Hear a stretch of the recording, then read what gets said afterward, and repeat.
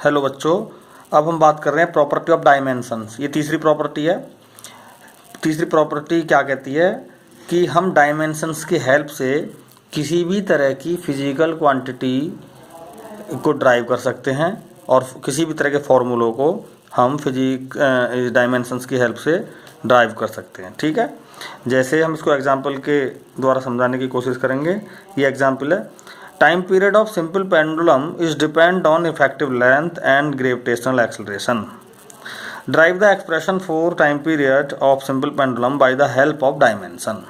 यानी जो simple pendulum होता है उसका टाइम पीरियड इफेक्टिव लेंथ, उसकी लेंथ और ग्रेविटी के पर डिपेंड करता है। तो हमें ड्राइव करना है टाइम पीरियड का फॉर्मूला। ठीक है, किसके हेल्प से? डायमेंशंस की हेल्प से। 3 स्टेपों में इसको हम सोल्व करेंगे। स्टेप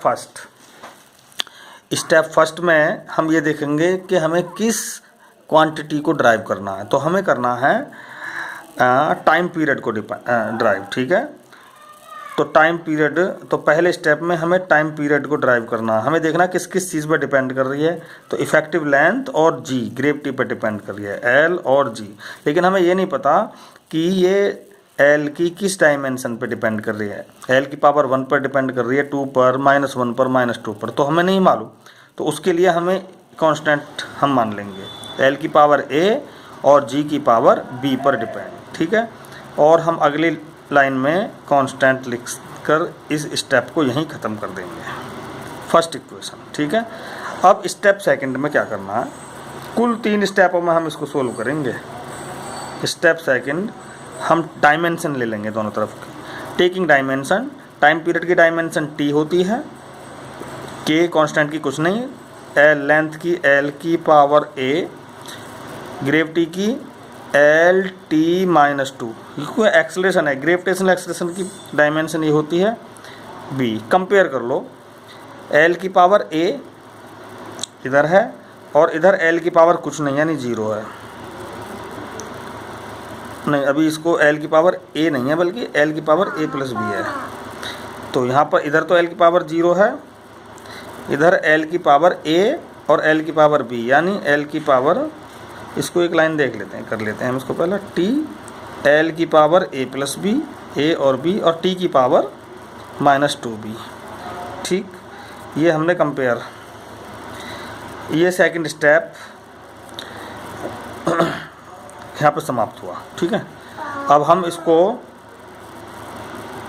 स्टेप 3 देखते हैं, कंपेयरिंग कर लेते हैं। इसमें पावर को कंपेयरिंग करें। कंपेयरिंग में देखो, एल की पावर ए प्लस बी है, यहाँ पर इधर कुछ नहीं, तो ए प्लस बी की वैल्यू हो गई 0। यहाँ पर -2b, टी की पावर -2b है, और यहाँ अगर टी की पावर 1, ठीक है, तो ये 1, बी की वैल्यू होगी -12 और बी की वैल्यू -12 यहाँ रखेंगे तो ए की वैल्यू हो जाएगी +12। ठीक, ये 3 स्टेप कंप्लीट। अब ए और बी की वैल्यू को हमें फर्स्ट इक्वेशन में रखना है। तो हमारा फॉर्मूला आ जाएगा टी बराबर के एल की पावर ½ और जी की पावर -12, और हम इसको लिख सकते हैं टी = के एल अपॉन जी का √।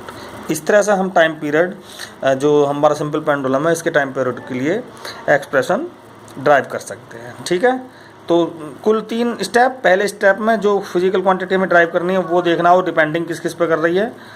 ठीक है, दूसरे में हमें डायमेंशन ले लेनी है, और तीसरे स्टेप में हमें सीधी ये पावर्स को कंपेयर करना है और कांस्टेंट्स की वैल्यू फाइंड करके फर्स्ट। इसी तरीके से हम किसी भी एक्सप्रेशन को इन 3 स्टेप की मदद से ड्राइव कर सकते हैं। Thank you.